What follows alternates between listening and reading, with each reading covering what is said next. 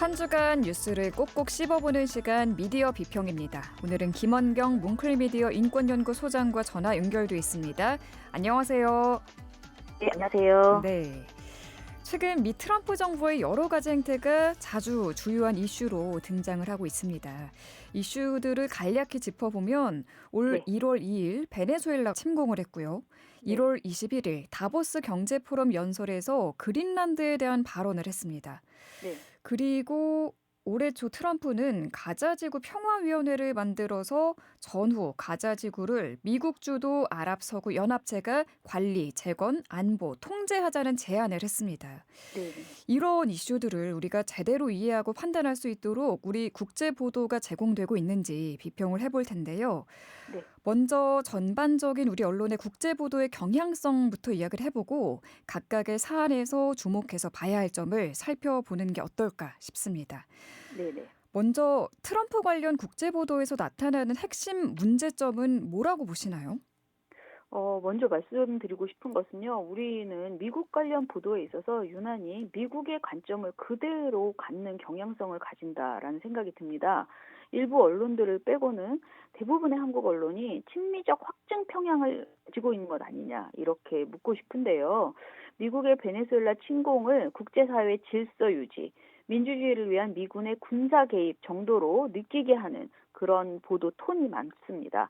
물론 미국과 트럼프를 비판하는 입장의 보도들도 있습니다. 그런데 이때에도 트럼프를 극단적 인물로 묘사하면서 쇼 정치, 극우 포퓰리즘 확대 정도의 수준으로 비판을 하고 있습니다. 국제사회 속에서 미국의 현재 상황 그리고 미국의 정치 구조 등을 종합적으로 바라보는 인식 틀을 제공하는 보도들은 드물다. 이런 생각이 들고요. 네. 또한 미국 이외에 다른 나라의 다양한 시각이나 평가가 있을 수 있잖아요. 그런데 이런 다양한 관점을 골고루 전달하는 데에도 한계가 있어 보입니다. 중남미나 중동, 아프리카 등 전 세계 관점은 완전히 부재하다라고 볼 수 있고요. 주로 미국 정부 입장 그리고 미국의 언론 보도를 중계하는 식의 보도들을 하고 있습니다. 네. 이러면 당연히 미국 개입이 가져오는 인권, 민간 피해 그리고 국제법적 문제 등에 대해서는 대체로 소홀하게 다뤄질 수밖에 없지요. 그리고 이 점은 우리 언론이 앞으로 의식적으로 극복하고자 노력해야 하는 아주 중요한 지점이라고 생각을 합니다. 네. 지금 국제 보도에서 보이는 문제점 여러 가지를 짚어주셨는데 네네. 소장님의 이야기를 듣다 보니 정말 우리가 미국적 시각에서 소화된 뉴스를 많이 접하는 건 사실인 것 같습니다. 네네. 사실 특파원 자체도 미국에 가장 많이 중점적으로 나가고 또 워싱턴 특파원이 가장 많은 보도를 해주기도 하니까요. 네네. 또 드는 생각은 국제 뉴스는 조금 더 길게 좀 내용이 충분하게 전달이 됐으면 좋겠는데 좀 짧게 사실관계만 전해주다 보니 이거를 가끔은 어떻게 이해해야 하는지에 대한 정보는 부족한 게 아닐까 이런 네. 생각이 들기도 합니다. 앞서 저희가 이야기한 사안 하나하나에 대해서 어떤 점이 보도의 문제점인지 좀 더 구체적으로 살펴보겠습니다. 네네. 우선 베네수엘라 침공 관련 언론 보도 어떻게 보셨나요? 위에서 말씀드린 어떤 전체적인 문제점과 거의 비슷한 것이 이 베네수엘라 침공에서도 나타났는데요. 한국 언론의 이 베네수엘라 침공 보도는 트럼프 중심의 속보 전달하는 그 형태의 보도가 많았습니다. 시각은 미국 중심적이었고 국제법이나 피해자 관점의 정보는 좀 부재했습니다. 네. 또한 침공 당일에는 관련 보도가 많았지만은 그 시기에 침공 시기 초창기에는 많았지만 이후에는 이에 대한 차분한 분석 보도나 추적 보도, 후속 보도들 이런 것들이 좀 부족하다라는 생각이 들었습니다. 구체적으로 이를 좀 찾아보기 위해서 한국언론재단이 운영하는 뉴스 빅데이터 프로그램이죠. 빅카인즈에서 2026년 1월 2일부터 21일까지 이 사건을 어떻게 보도했나 검색을 해봤어요. 베네수엘라나 미국 등만 포함하면 정확하게 해당되지 않는 보도들이 너무 많이 네. 나오더라고요. 그래서 검색어를 좀 정교하게 넣어봤는데요. 네. 베네수엘라와 미국, 미군, 트럼프가 포함이 되면서 또 여기에 침공 또는 군사 개입, 사태 등의 단어가 포함된 단어만 추출해 보았습니다. 이렇게 베네수엘라 관련된 그 사안, 침공 관련된 사안을 최대한 담을 수 있는 키워드를 넣었는데 그 결과 빅카인즈 제공하는 언론사 종합해서 요 시기에 총 2,706건의 보도가 나왔어요. 그런데 이 보도들을 다시 한번 자세히 이제 들여다보면은요. 보도 속에 군사 개입이라는 단어가 들어간 보도가 2,706건 음. 똑같이 있습니다. 네. 그러니까 거의 대부분의 보도에서 군사 개입이라는 표현을 썼다라는 것인데요. 사태라는 표현이 들어간 보도는 몇 건이었을까 보니까 1,644건이 있었습니다. 음. 여전히 많죠. 그러니까 베네수엘라 사태, 베네수엘라 군사 개입, 그러니까 미국의 군사 개입 이런 식의 표현들이 많이 있었던 거죠. 그런데 정작 침공이라는 단어가 들어간 보도는 몇 건이었을까 보니까 946건이었습니다. 네. 이거는 이 사안을 어떤 프레임으로 바라보는지를 좀 단적으로 드러낼 수 있는 수치가 아닌가 이런 생각이 음. 드는데요. 상세하게 제가 이 2,706건의 보도를 모두 읽어보지는 못했지만 이런 단어가 들어있는 것을 보더라도 미국의 베네수엘라 침공을 정확하게 적확한 표현으로 이제 드러내기보다는 네. 군사 개입이라는 다소 완화된 언어로 바꿔서 부르는 경향이 음. 많다라는 것을 보여줍니다. 또한 사태라는 표현은요, 다소 중립적이고 모호한 단어거든요. 이런 단어를 쓰면은 그 사안의 책임, 가해, 피해 구도가 굉장히 흐려집니다. 그래서 이 사태라는 표현도 우리가 어떤 사안을 얘기할 때 가장 편하게 얘기할 수 있잖아요. 베네수엘라 사태라고 하면 네. 그냥 일반적으로 들리는데 음. 사실은 미국 또는 미국의 베네수엘라 침공으로 말하는 게 가장 정확한 표현인데 그 네. 표현을 하지 않는 것을 볼 수 있죠. 네, 한편 그 해당 뉴스 중에서 국제법이라는 단어가 들어간 보도가 얼마나 있나 보니까 703건이었거든요. 네. 그리고 의회 승인이라는 표현이 들어간 보도는 124건이었습니다. 음. 이건 무슨 의미냐면은 국제법 위반일 것이다라고 이야기한 것은 비교적 703건으로 많이 있었지만은 미국 의회의 승인을 받지 않았다라는 이 내용에 대해서는 그닥 많이 보도하지 않았다라는 것을 보여주죠. 한 가지 더 지적하고 싶은 것은요. 관련 보도 중에서 경제적 관점에서 전하는 보도가 많았다라는 건데요. 금값과 연결된 보도가 많아서 검색을 해보니까 금이라는 단어가 포함된 보도가 168건, 또 코스피라는 단어가 포함된 보도 133건, 증시가 들어간 보도가 214건, 또 유가 인상이 우려된다 뭐 이러면서 유가를 언급한 보도가 305건, 환율이 포함된 기사가 192건이 있었습니다. 네. 물론 여기에는 경제 전문지가 경제지 관련 내용을 보도한 것이 835건이나 되기 때문이에요. 그렇지만은 이 사안에 있어서 지나치게 이 경제적 관점을 많이 다룬 것 아닌가라는 생각이 저는 들었거든요. 네. 다른 나라에서 벌어진 전쟁이나 인권 침해를 너무 경제적 관점에서만 이것 때문에 우리가 경제적으로 어려울 것 같다. 이런 뭐 주가가 금값이 올라간다. 코스피가 올라간다. 이런 식의 내용만 너무 많은 것은 조금 아쉽다라는 음. 생각이 들었고요. 마지막으로 관련 보도가 발생 초기에만 집중했다라고 제가 보기에 이제 느꼈는데요. 실제로 1월 2일에서 보도량이 2건이었고 1월 3일부터 8일까지는 네. 1984건이나 됩니다. 따라서 발생 일주일간 보도량이 음. 굉장히 많이 집중되고 네. 이후에는 후속 보도들이 적어졌고 이 언급된 보도는 있지만 사실상 그런 보도들은 실제로 베네수엘라 침공을 다뤘다기보다는 그냥 살짝 언급만 되는 보도들이 대부분이었습니다. 이건 뭐 당연한 것 아니냐 이렇게 물으실 수도 있지만은 제가 보기에는 이 사안은 계속 진행되고 있는 것이기 때문에 이것에 대한 평가라든가 국제적인 뭐 비평 이런 것들이 많이 나오고 있는 시기이므로 우리도 이런 것들을 좀 더 관심 갖고 다뤄주는 것이 좋지 않을까 그런 생각이 들었습니다. 네. 미국의 베네수엘라 침공 보도에 대해서 살펴봤고요. 네. 그럼 그린란드 관련 최근 트럼프 발언 보도는 어떤 문제가 있는지 살펴볼까요? 네, 일단 사안을 조금 설명을 드려보고 싶은데 트럼프는 1월 초에 제프 랜드리 루이지애나 주지사를 그린란드 특사로 임명하겠다고 발표를 하면서 미국의 그린란드 확보 의지를 아주 명확하게 밝혔습니다. 트럼프는 국가 안보를 위해서 그린란드를 반드시 확보해야 한다라고 음. 강조를 했고요. 네. 그러자 유럽의 주요 국가들이 공동 반발을 했습니다. 프랑스, 독일, 영국 등 유럽 정상들이 공동 성명을 통해서 그린란드는 그린란드 주민과 덴마크의 것이다. 주권은 오직 당사자에게 있다라면서 강한 반대 의사를 표명을 했어요. 1월 중순에는 유럽 의회에서 덴마크 의원이 트럼프의 발언에 대해서 굉장히 강력하게 비판을 했습니다.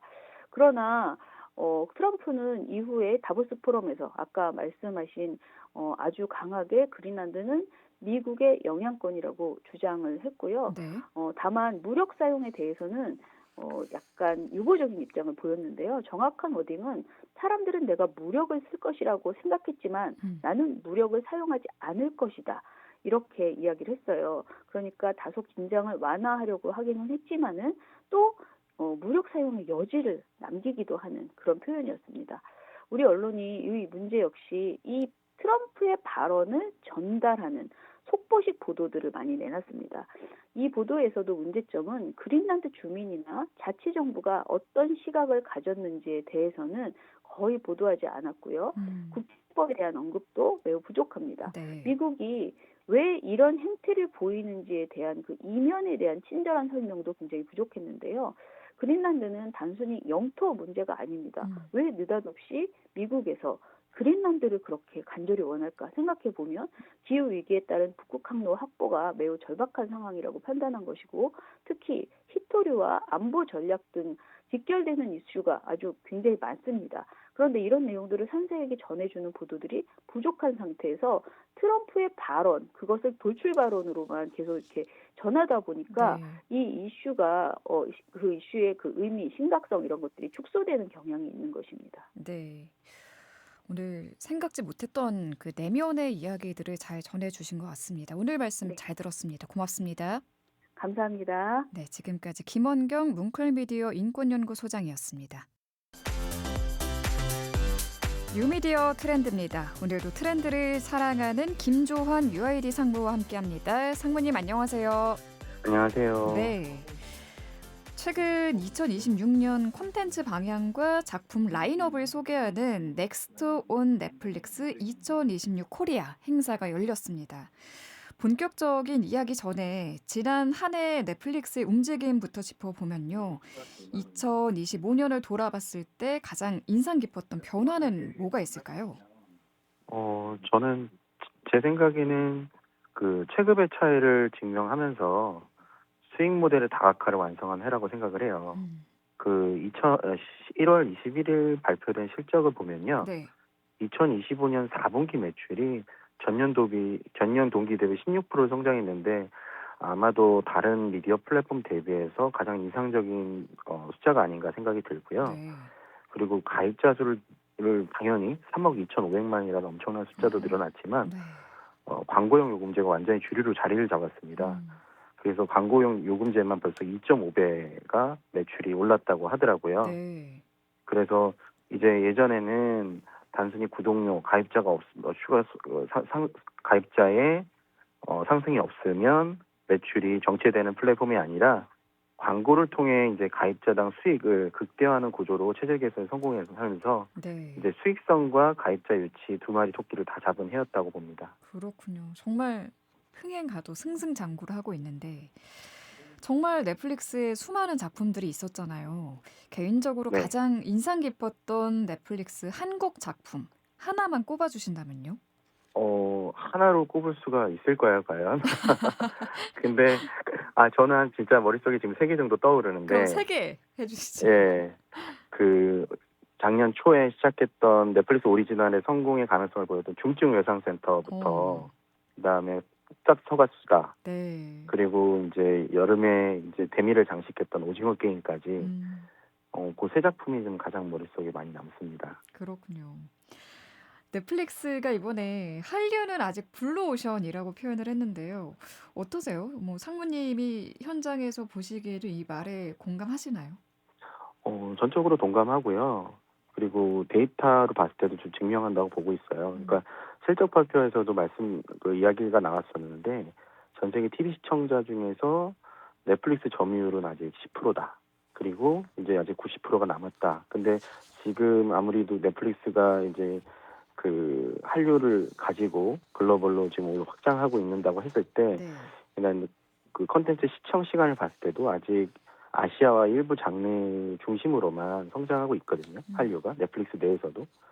그리고 넷플릭스 자체도 성장할 가능성도 있지만 최근에 이제 남미와 유럽에서도 반응들이 좀 보이고 있어요. 물론 오징어 게임은 뭐 글로벌로 다 반응이 있었지만 네.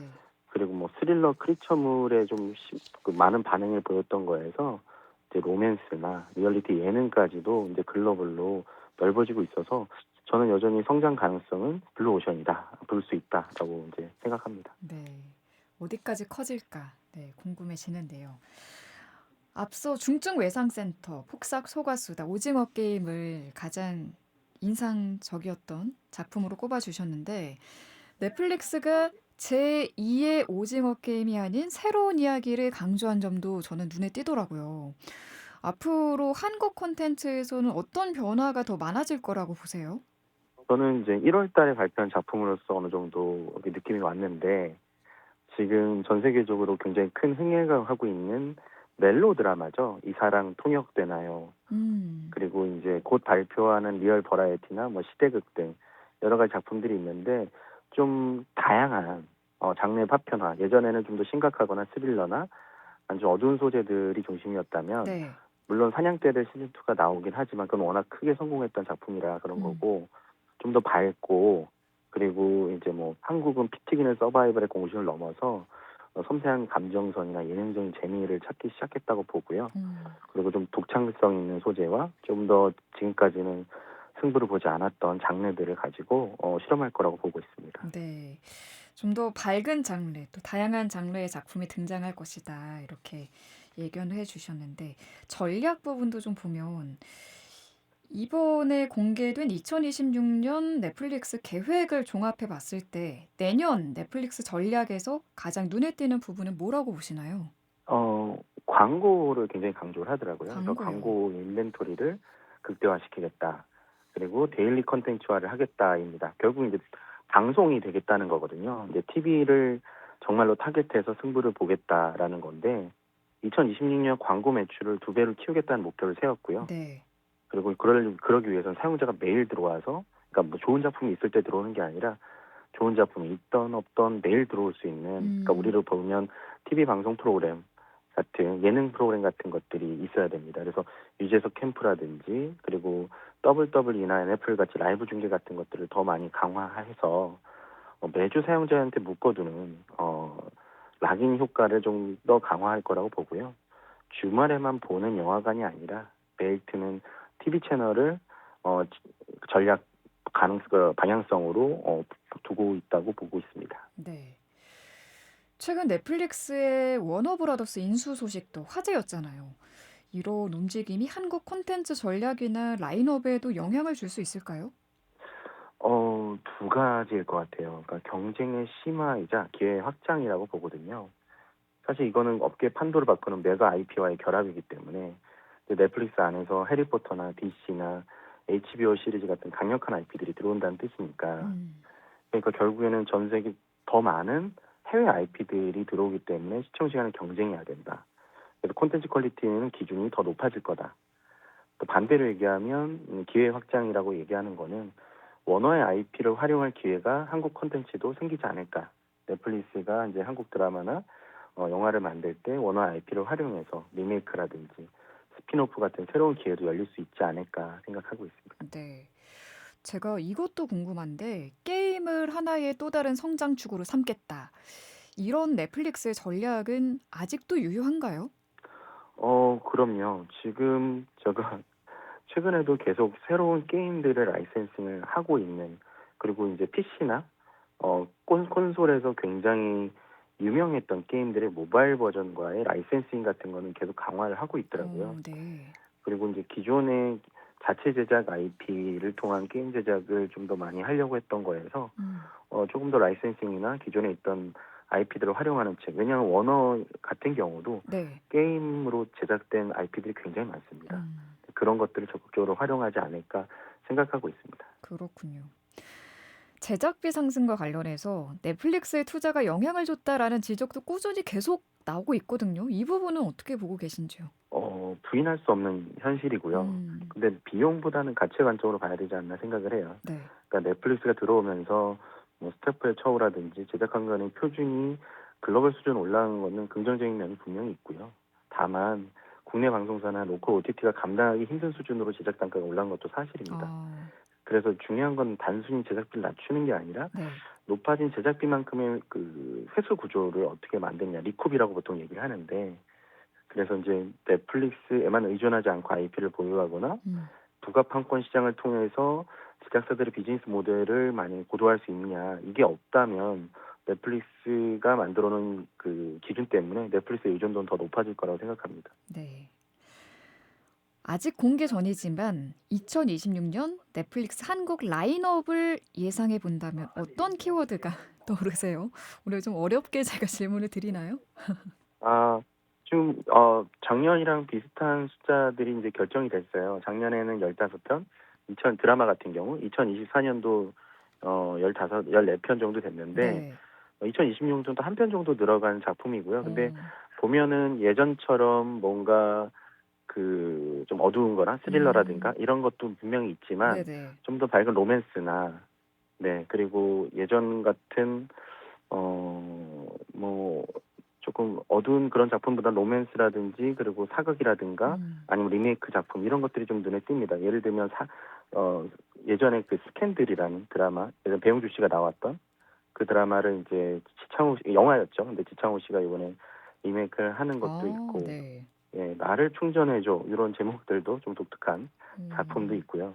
그리고 지금 뭐 사냥개들 같은 게 유일하게 시즌 2가 나오는 작품인데 요번에 정지훈 씨, 비로 유명한 정지훈 씨가 음, 악역으로 요번에 또 나온다고 해서 많은 네. 기대가 되고 있습니다. 나를 충전해줘. 뭐 이런 작품은 제목부터가 밝고 통통 튀는 듯한 어떤 로맨스적인 느낌이 많이 드네요. 맞습니다. 네. 음, 지금 웹소설들을 적극적으로 조금 이제 재활용해서 영상화하는 작품들 중에 하나의 대표작이 될 것 같아요. 어, 그러면은 상무님 개인적으로 가장 기다리고 계신 작품도 있을까요? 제가 근데 저희 주변 사람들한테 많이 물어봤을 때는 네. 그 김선호 고윤정 씨의 이사랑 통역되나요였는데 아, 이미 나왔잖아요. 그리고 굉장히 네네. 많은 공개가 됐더라고요. 화제를 많이 불러일으키고 있고, 저는 이제 사냥개들과 그다음에 웹툰으로 굉장히 유명했던 참교육, 음, 그것도 좀 많이 기대가 되고요. 그리고 아까 말씀드렸던 손예진, 지창욱 주연의 스캔들도 많이 음, 기대가 되고 있습니다. 네. 아, 올해도 참 넷플릭스에서 머무는 시간이 길어질 것 같습니다. 오늘 말씀 여기까지 듣겠습니다. 감사합니다. 감사합니다. 네, 지금까지 뉴아이디 김조한 상무와 함께했습니다.